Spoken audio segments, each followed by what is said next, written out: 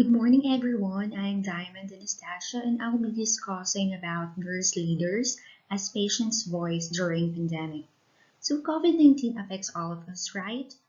Due to the alarming condition, every one of us became cautious of how we will handle this time of uncertainty. I have seen how health sector develop ways in how to give quality efficient health care.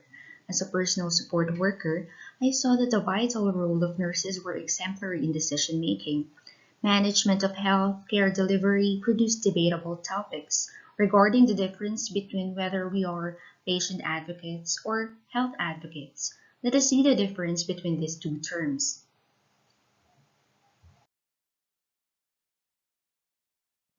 There were two journals collated for the difference of these two terms. First is the Medical Teacher Journal, which states that health advocates refers to the people who ensures access to care which promotes system change.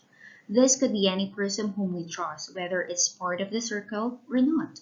This could be your family, friends, or any other relatives. Whereas another article from Patient Advocate Certification Board describes that patient advocates as professional who provide services that ensures they have a voice in the care.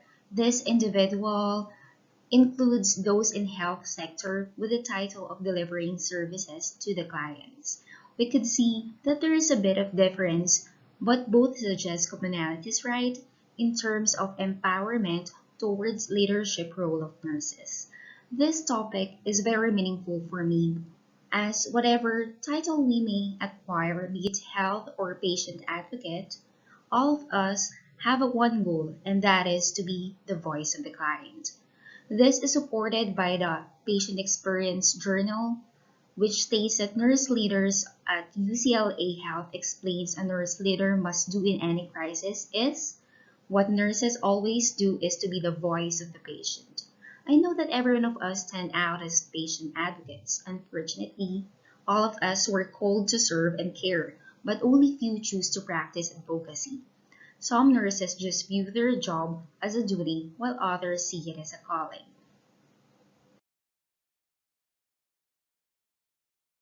How is it important in research? Researching the personal qualities of a nurse leader's patient voice during pandemic is very important as it aims in supporting development of dynamic, self-aware leader. Our continued study here in Seneca College and application of research as our framework molds us to become a transformational and transactional leader which is geared in enabling change. We want to be enablers, right? Patient advocates geared at enhanced communication and collaboration, which are critical in managing conflict resolution in the workplace. A good acronym I got from research, which I want to share with you, is Compassionate Communication, Patient Information, Management, and Response, CPR for short. Everyone's feedback in this research I got helps us develop more ways in achieving standardized goals. Here is this style report I got. According to this personality testing, only a small percentage of people have only one high disc type with three low types. I did not get any of this as I got a balanced blend of dominant, inspiring, supportive, and cautious traits. It shows how I think about a situation and how others see me. It doesn't tell which is my strongest trait as all are balanced accordingly. In my perception, I am more into people-oriented traits which could exhibit interactive and inspiring behaviors. I value more preservation of relationship as I often exhibit supportive and steady behaviors to fully recognize the people around me. I am also not a dominant type of person. This is very accurate in my leadership style as I could be either reserved or outgoing depending on the situation. I achieve more happiness when I hear that I become part of the success of the group.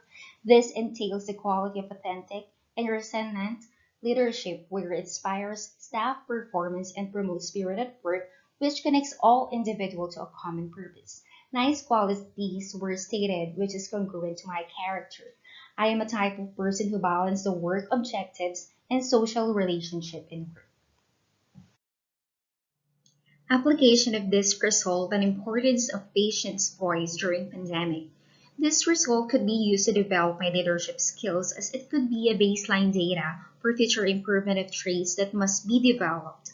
This will allow me to improve task-oriented goals by planning ahead of time while developing harmonious relationships.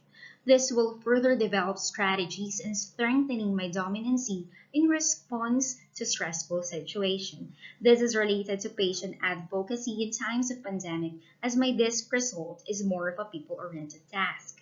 Specific example I could give is promoting telehealth nursing through video calls in times the client is anxious. It is important for the nursing leaders to know that we should be the patient's voice to our clients, especially these challenging times, to create change. This would help them develop trust and create a more positive, healthy environment. The most useful way to incorporate patient advocacy is to make it part of a daily routine. As we watch our habits of voicing out what is important, this might become our character. In the future, this might become the new destiny of nursing discipline, focusing on holistic approach. Let us start, initiate, and be the voice of our clients. Thank you.